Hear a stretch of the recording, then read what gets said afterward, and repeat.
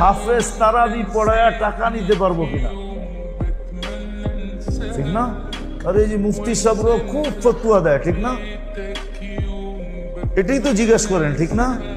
কিন্তু আজ পর্যন্ত কোনো মুফতি সাহেবকে কেউ জিজ্ঞাসা করছে, কোনো মুসল্লি, যে আমি যে হাফেজের পিছনে তারাবি পড়ি, ও যে আমাকে কোরআন শোনায়, আমি যে ওর কোরআন শুনি, আমি ওকে টাকা দিতে পারবো কিনা এটা জানান, ও নিতে পারবো কিনা ওটা গুলি মারেন, আমি দিতে পারবো কিনা এটা বলেন।